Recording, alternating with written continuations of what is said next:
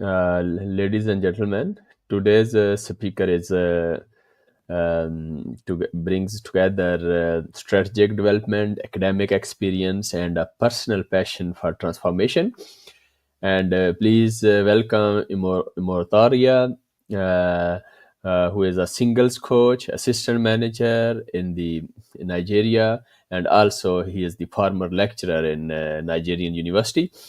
With the background in maritime management and years of experience coaching and mentoring individuals, she now focuses on helping single men and women discover identity, confidence, and lasting happiness, no matter their relationship status. So, her message is one of clarity, confidence, and community. And today, she shares her journey from confusion to clarity, from teaching students to coaching hearts. So let's welcome Immortaria. Thank you very much for joining this session. And my first question is what inspired your shift from academic and public service work into coaching singles? Okay. Thank you so much for the great opportunity. I'm so happy to be here. Okay, so I think what inspired me is we trying to make sense of whatever life it is for us at the moment. So I think before now I suffered a whole lot because I just had a picture of what life should be. But then as I'm navigating life, I'm beginning to understand that there's no clear-cut road for anybody. In fact, as we are going, that is how we are making sense of what life is all about. So, one thing that I know that I can never find myself to be lacking is not to enjoy each phase of my life because like why am I living if I'm not enjoying the life is mine to make sense of it, isn't it? So for me, I suffered a great lot, and I began to understand that life is not all about a perfect picture that we want to attain. Instead, we are trying to make sense of everything and at the same time be the best version of our life. So I struggled because I wanted a certain picture, and it's not even necessarily about me. It was just a program that was sold to that okay, when you get to a certain phase of your life you need to do certain things. And as I went on, the life wasn't unveiling the way every other person had expectations for me. So as I'm making sense of everything, I know that academics, it's something that we have to deal with as Africans. Everyone, but I can relate more because I am an African. So academics is part of our own life. Career is also part of our life. But then again, there's the whole essence. Like we want to know why we are on earth. We have questions deep seated within us that we want answers. And in trying to answer those questions, I then discovered that as a person at my core, I am a helper. I like helping people. I like being there for people.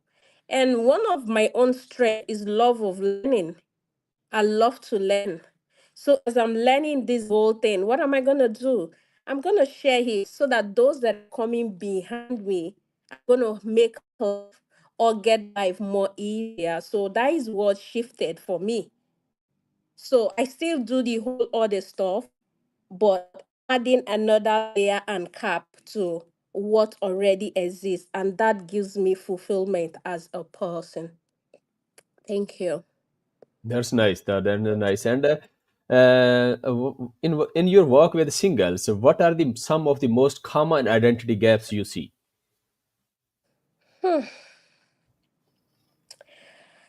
I think, and okay, so just like I earlier mentioned, it has to do with a program that we've been sold to. So, in every human's life, there are three phases of life you have to come across. There is a phase of you depending on others, And in that background, there's absolutely nothing you can do. You just came to this earth, you met parents, you met a certain community, they shape you in a way. Sometimes if you're lucky, you're shaped in a way that is good, but oftentimes most people are not that lucky. They're sold other ideas that doesn't empower them. But then there's nothing you can do, understand? Then we then move to the phase of independence. That is when you, as an individual, you're now making reflections and taking or making decisions about what you want in life. So now, when you get to that phase, you then look back because we're living life actually backwards. We're trying to make sense of things. So when you look back, you start making selections. Okay, this part empowers me. This part doesn't empower me. You make a decision either to work on it or live there. But most time when you live there, you get stuck. Then we move to the third phase, and the third phase is interdependence. You give, I give, we all come together, more like a collaboration. There's a bit of me, there's a bit of you, and when we bring it together, then there's a huge flavor that makes life to me more beautiful. So, what I think is the gap often is where the background from which individuals came from. So most people, I don't know about other nations, but African largely, we are not so intentional about the lives we want to bring. We just do things as we go, and oftentimes we don't actually figure out the consequences of some of our decisions and action. So like you bringing a child to the world, I think it's a huge decision that you should put some things together, but oftentimes we don't get that. But sometimes we even lack the knowledge to understand that, okay, as a child, our upbringing shapes us a certain way.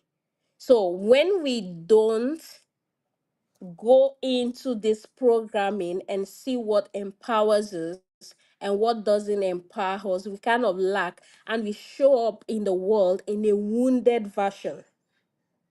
Whereas instead of us to support or build the nations or make the society a better place, we see the world the way we are. So since we are not okay, it means the world is also sick and we contribute things in a sick way. So our identity is highly shaped by where we are coming from. So one of the things I do with singles, I'm like, if your parents made certain decisions about you, I think you have the responsibility now. The word response, able, it's so high in my own dictionary because whatever anybody does to you, it's up to them. But now it's not time for you to make decisions. And I think in that single phase, it's time to put in blocks together to help you create a better life. More like it's the time for creation, the time where you create the kind of world, the kind of future, the kind of family. Because we all know success or failure, they're predictable. It based on what we do with our time. So as a single, when you identify the gaps that you have in your life, it's time to make a decision and it's time to do the work. There's always a whole lot of work to be done. So most time I would say what the gap is for them to start doing the work that is necessary. Everybody is not empowered, but once you acknowledge that you're not empowered, I think the best thing to do is to start doing the necessary work. Thank you. Great, great, and great. It's inspiring and also very insightful. And my question, another question is, what tools or exercises do you use to help your clients build confidence or set emotional boundaries? Okay, so the tools or exercises that I do use to help my clients build confidence or set emotional boundaries. Okay, it's a belief set. Um, we have to empower your belief in yourself. And oftentimes it's difficult building confidence when you are emotionally sick. Emotional sickness in the sense that you find or you have difficulties in saying no to people. May we know why you have difficulties in putting yourself first, always wanting to please people? It shows, and it still boils down, or it takes you back to your background, how you were trained, how you were brought up. Maybe you were brought up with parents that they didn't they're not healthy in a way. And I'm really, when I speak about this, I'm subtle about it because a whole lot of people cannot deal with it, and a whole lot of people cannot uh accept this fact. But we are in I would say we are like a transition generation, whereby we are now accepting this whole idea of healing, accepting this whole idea of therapy, at least in my communities. So but we have to say it, some of our parents didn't have the necessary tools that a child would need. So we bring you back to that background, and oftentimes, most time, my people are stuck with anger, stuck with rage. Oh, why didn't I have this? Oh, why did my parents did this to me? But oftentimes, your parents are actually even not the people to blame. For me personally, on my own journey, what I did is I try asking the question, how did my own parents have it with their own parents, you know? So it's not about like they having intentionality wanting the worst for me. They did the best they could do with what they've got, understand? So we walk them through a journey from where you're coming from, understand? Okay, maybe some things were not putting in the right way, or you didn't get the best that you're supposed to get. But we walk you through that journey so you get understanding, so that you can also sympathize, so you can build, what is the word, you can connect to where you're coming from. Like, okay, my parents, they did the best they could do. I know this is not the story for everybody, but in our own community, where your parents couldn't stand for you, others also would stand for you. But everybody's trying to make the best that they can do. So we take you back to your journey. Then we bring you up, making you. But it's not we to tell you what to do. We only give you the questionings. There are questions that we have that we keep asking you. So you start making sense. You start reflecting. You start seeing what you have not seen, but they are subconsciously there, that are hindering you. So there are a whole lot of exercises, but it's not a whole lot. Because the truth is, we can deal with only one problem per time. So when you come to the clarity section, from there, we then have a perspective of what this particular person wants to solve. And from there, we move. So that is what we do. It's basically, I prefer one-on-one, even though I have a questionnaire I will do give, so that it gives me also an understanding of where you're coming from. So after when we've done this, I think it then boils down to personal responsibility. Understand? Okay, so you've noticed that you're not confident. You've noticed that you have problem with pleasing people. We heal what must have caused this, because from the beginning it wasn't so. You were created a whole human being. There was nothing wrong with you. But unfortunately, we live in an environment that is sick, and oftentimes our environment affects us. So, like I will always say, and I believe in is there's nothing wrong with self. The only thing that is wrong is our thinking and our strategy. So once we get our thinking right, and one of the ways to get our thinking right is to ensure that you've done the healing work that you need to do. And it starts with knowledge. It starts with clarity, you knowing what is really wrong and giving what needs to be given. So that is how I go about handling singles when it comes to Great. confidence. That's great. Yeah, wonderful and detailed insights for this, and that's good. And also, really appreciate with your motivation as well to explain everything. And how can a single person avoid settling, especially in cultures where there's pressure to just get married? Okay, so it's not a big deal to me personally, but sometimes it can be difficult. It's only difficult when you've not done the work that you need to do, and that is to recognize the gaps that you have. I believe inside every man is a strong desire and a yearning for more, a strong desire for a particular result. So it boils down to you. And I don't speak this because I'm just a coach. I speak this because I live it every day. I'm from an African home. I'm 33. I think now I'm 33. So according to my culture, I'm already late, you know.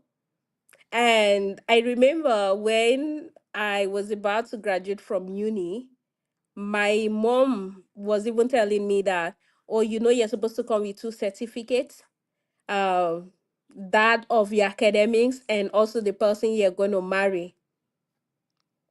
And the truth is, as of then, I wasn't even dating anybody, so I couldn't make sense or whatever. But I could have allowed that to kill my desire and everything. But I just knew within myself, I knew that at that point in time, I wasn't ready for that kind of commitment. I wasn't ready for that phase of life. So I kept smiling. I smiled through it, but I was more focused on the kind of result I wanted. I knew I wanted to get married someday, but I also had an idea that marriage for me wasn't just about the wedding, the ceremonies. No, it was the quality of life that I was going to live in that marriage. So that guided me all through. That guided me. So I will always tell every single, if you're complaining that there's pressure, which I agree there is, I would then ask you, which is greater, you pleasing other people and suffering for it? Because, like we always say, after the ceremony, everybody's back to their homes. It's not left for you to make do with that marriage. Now, if it's something you don't want, you're the one suffering. Those people have gone. So, would you rather suffer or fight for the good life that you want? So I will always tell people, have the perspective of the future, what you want, what is best for me. Always put yourself first. Always put yourself first. As a single, put yourself first, because the better you are, the better you attract. So if you're suffering, you're going to attract people that are suffering. If you're doing well, you're going to attract people that are doing well. So that is my belief. Don't settle. Don't settle. And one of the ways not to settle is to always have the picture of the kind of life you want ahead of you. Thank you. That's great. Every moment in our life, whether it's sadness, suffering, or something, is the blessing in disguise. So, if you are suffering, you can share the story, and those people can be attracted who are also suffering. So, that's wonderful. That's really insightful. And what was the most transformational story or breakthrough moment you have witnessed in your coaching journey? Okay, so I have a student that is currently with me. I used to lecture him at the university. And one of the things I did was not to settle with just the academics lectures that I do. Since I was opportune to young minds, I sometimes will even coach them in class. So this particular person just talk up to me like he's always asking me question, ma'am, I have so offers. What do you think about them and stuff? And from somebody that is coming from an economy where they portray that there is a whole lot of scarcity, and seeing this young man get so many opportunities, it just makes me super excited for him. It just gets me really excited. So for me, the most transformational, it just you seeing somebody's life. Like I remember when I was in same shoes like this young person, I was frustrated. But for this young person, he has someone to talk to. He has someone to consult. And I see him doing well. That alone is more than enough. Is enough payment for me. So I'm excited when I see people not suffer the way I did. I'm excited when I see young people going after their goals, not getting stuck. Oh my God, it just blows my mind. So for me, that would be it. Oh, great. That's great. Yeah, really nice. And what role does faith spirituality play in your coaching model? Okay, faith, spirituality, it's a personal thing for me.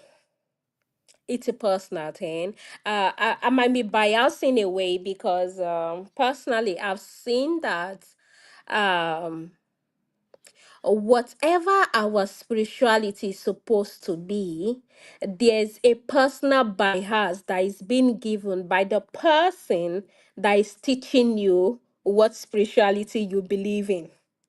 So I will always tell people, if you're believing a certain thing, I hope you have your personal conviction about it. Not because you grew up in a certain home and you just saw people doing certain thing and you're doing the same thing. So for me, I don't talk down on spirituality. I don't talk down on faith. They're also part of us, depending on where you're from, understand? But I believe in universal principle.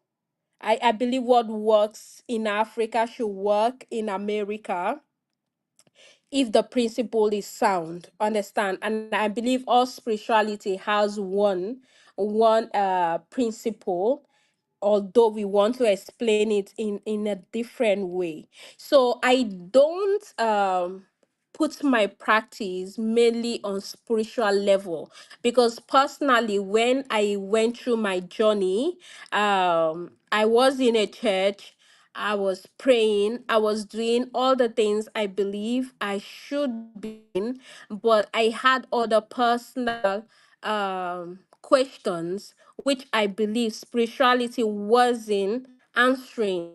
So I needed to have understanding. So personally, faith is important, spirituality is important, but I don't put it in the face those of everybody. If it's what works for you, go for it. For me personally, I also do it, but I wouldn't push my own into other people. I want you to go for what is best for you, because you are a whole person that grew up in a place. I believe those people also have their own responsibility, and I am not there to do what they're supposed to do. But of course, like I will always say, faith is important. I don't look down on it. And if it's what works for you, fine. But I'm more of a scientific based kind of person. I like principles, I like things I understand. I don't like mysteries. And most times, some aspect of spirituality, people make it look like it's a mystery. I don't like mysteries. I like When you tell me one plus one, I can actually add one plus one and it makes two. I like things like that. So in my practices, I don't bring that because for an African community, I believe there's a whole lot of spirituality already going on. So we are seeking more of understanding. Why do I feel this way? Why do I perceive things this way? Why is this thing happening? So that is my so I keep my person to my person, understand, but I bring models that work universally. That is how I do my own work. Great. Yeah, nice. That's nice. And how do you help people navigate breakups while building their future self? Okay, so when you have a breakup, I celebrate you. I'm happy for you because it's just like you were misaligned. You were misaligned, and God or the universe, whoever is responsible, is helping you to realign. So what I help you see, of course, when someone is going through, you allow the people to grieve, you allow the people to cry. But after the cry, we then have to talk. We then have to do the necessary work. So basically, we just reflect, understand, because sometimes we live in denial. You can actually even be in a relationship, you can tell that this person is not good for you, but you cannot say no. You just kept going and going and going. So we just help make sense of what has happened.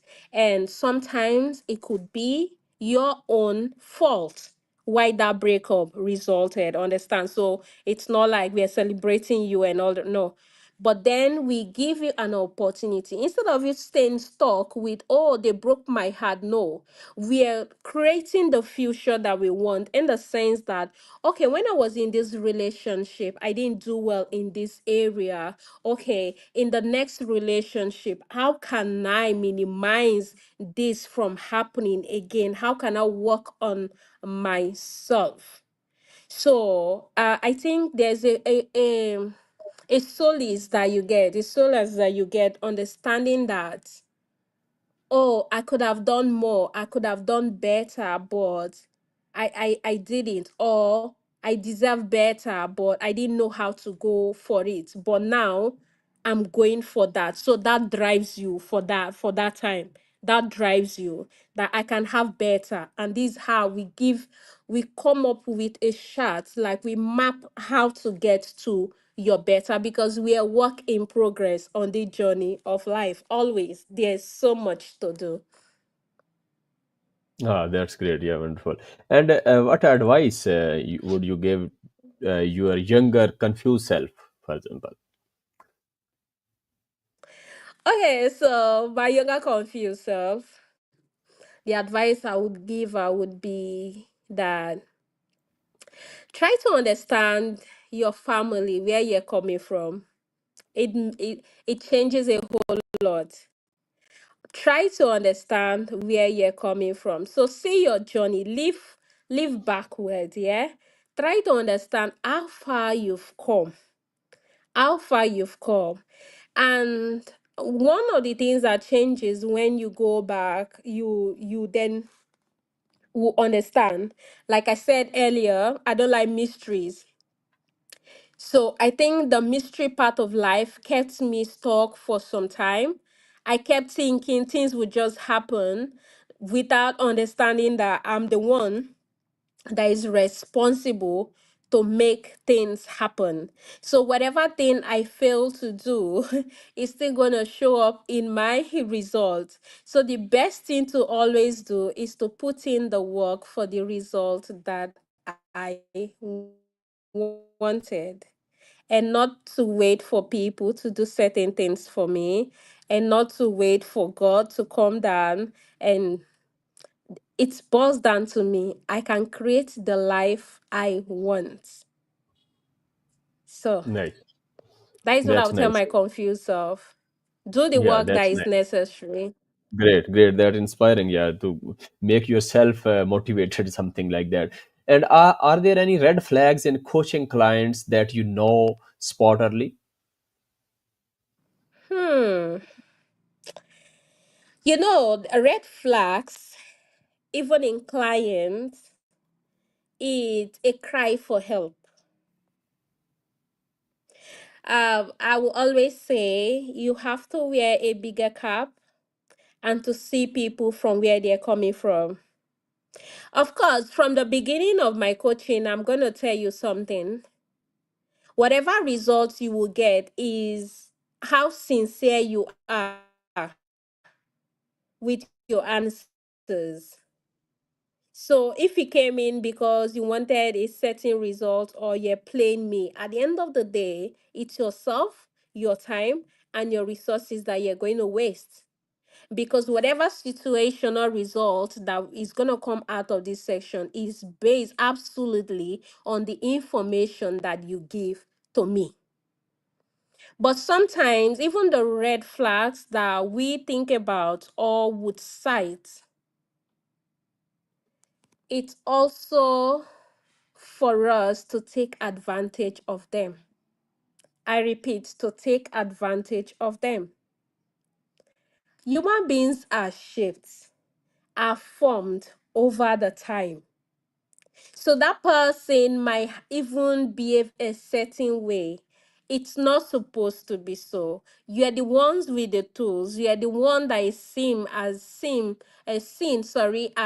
expert. So you make the best out of that opportunity.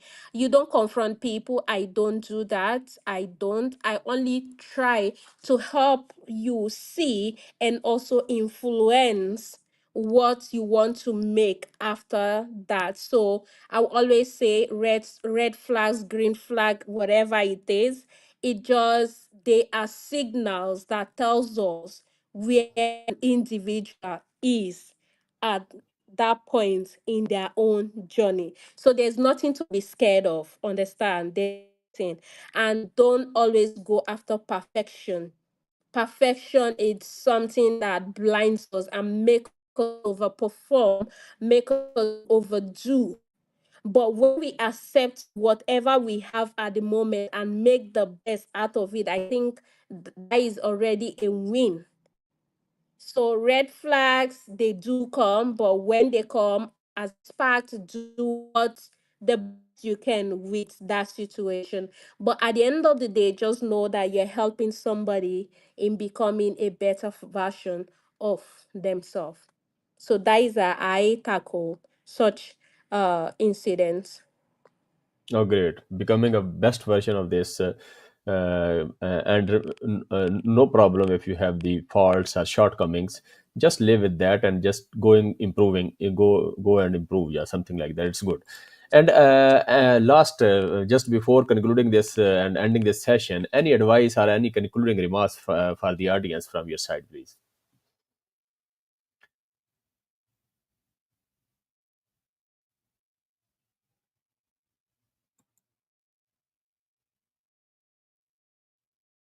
Hello, I think so. The connection is lost. Advice.